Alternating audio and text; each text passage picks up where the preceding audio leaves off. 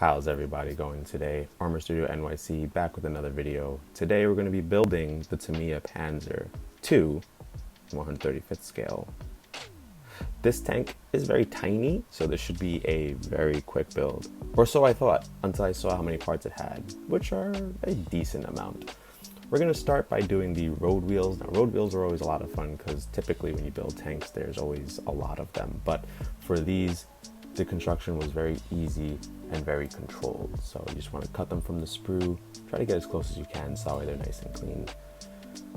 These road wheels are really cool because they come with poly caps, so they're movable, although the tracks that we're going to be using are link and length, so they're going to be glued and adhered to the wheel, but it does help when it comes time for construction onto the actual tank, so that way you can kind of manipulate the wheel without having to really move the tank. The glue that we're using is Tamiya's extra thin glue, which gets into all the places. And thankfully, these are all the wheels that we're really left with, not like a Tiger or Panther where we're left with tons and tons of wheels. Really good detail on these, by the way. So then we're going to move to the lower hull. This, again, very easy construction. You just have to add the suspension arms in place. Just pay attention to the manual because there are a subtle difference between, I believe, two of the suspension arms, and I don't know what's going to happen if you put them in the wrong place. I didn't try it, so just try to keep that in mind. Also, here we have the casing for the drive sprocket. Now, this piece literally fit on here almost like a Lego. And that's what's really important about getting a good kit to build, is that you don't have to do a lot of cleanup and the parts just kind of fall into place for you. It makes your life easier and it makes the model just look better because there's no loose gaps everywhere. Going back to the housing for the drive sprocket here, I kind of messed up because I put this off camera. It's supposed to be on camera. Come on, what an absolute amateur. But again, it's one of those pieces that just fit perfectly. This is a two-piece step. So we added the first piece, and now we're going to add the part or the axle where the idler wheel would actually remain.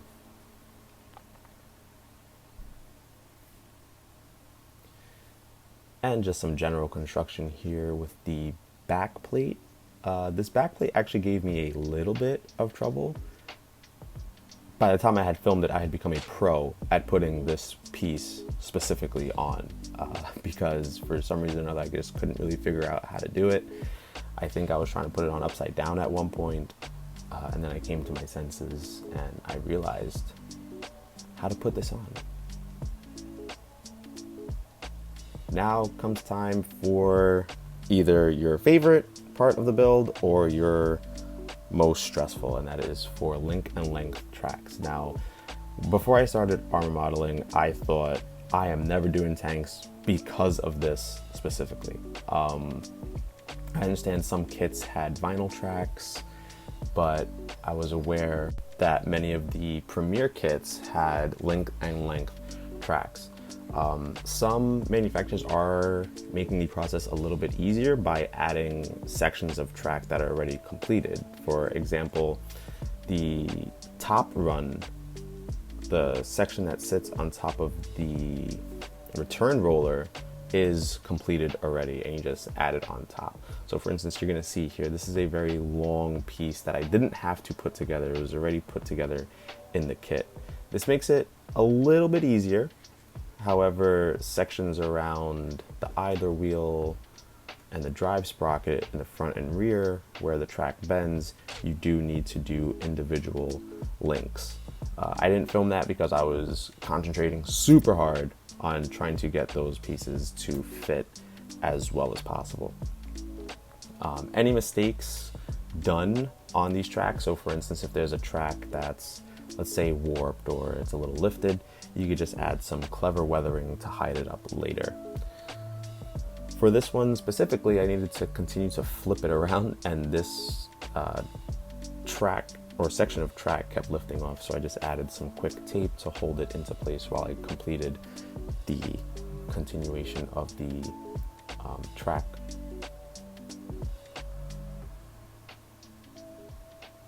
If you always find that some of the tracks at the end don't exactly line up, like how I'm struggling with this piece right here, again, some clever weathering can hide any, they're not really mistakes, but they can hide any imperfections in a tank, especially when it comes time for road wheels or lower hull or tracks, because we're just going to cover it up with mud anyway.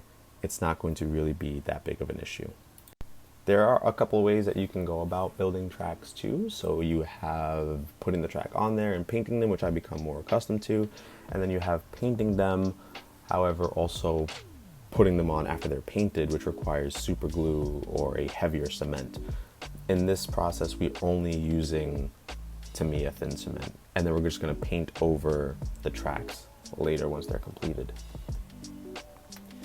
This upper hull section had us drill a lot of holes, so grab your handy pin vise and just start literally putting holes through plastic.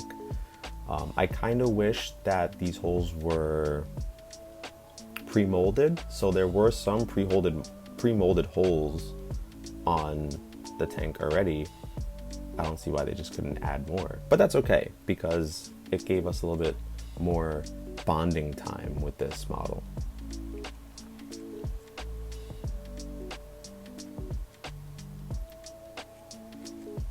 I'm going to show you the entire exhaust assembly because I think that the exhaust in a lot of tank models is like its own little mini project because they are obviously a different color than the rest of the tank, so we are going to rust this.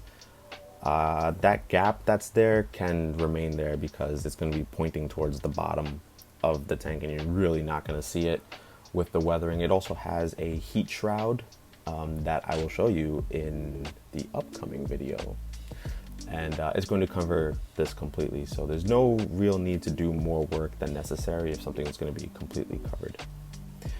However, going back to what I was saying, that this exhaust is like its own little mini model. There's quite a few pieces to complete it.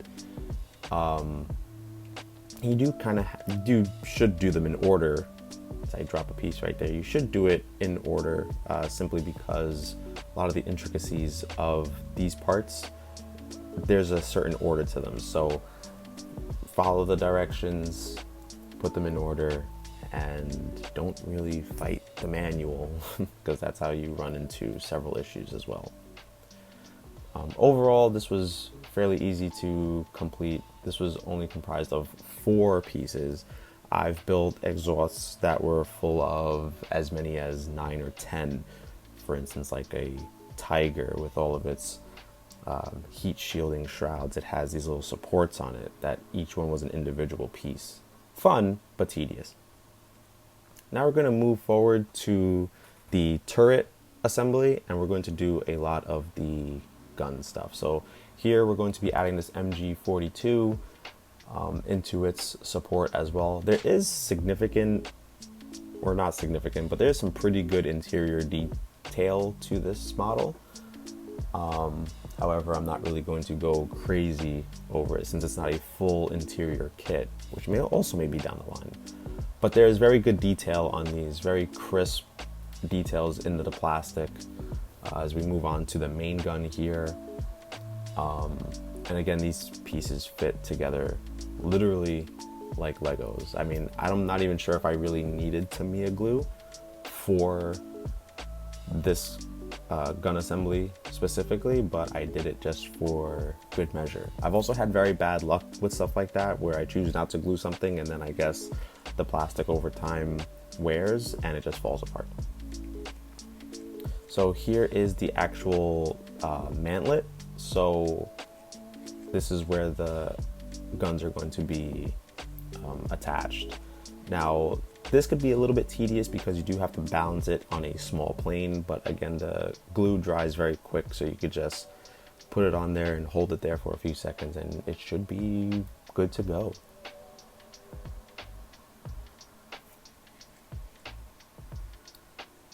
we added that little periscope, and now we're going to add our main gun here. The Panzer II is very small, so it doesn't really have a big, lovely gun. It has this this smaller cannon to it. And then after you're done, you add the whole mantlet section to the turret assembly. The turret assembly doubles as a commander's cupola as well. It's the beauty of having such a small tank and a small project.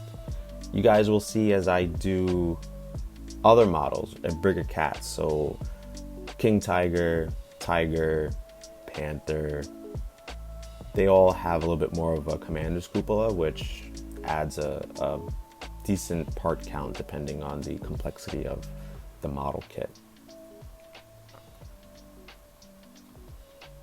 If you are worried about the lines or the gaps that we have here, the Tamiya glue does fill in pretty well, but if you are having a huge gap, then obviously use some filler. And that's pretty much it, guys. I didn't add all the small little like crates and stuff like that on the side because those are typically things that we all know how to put on.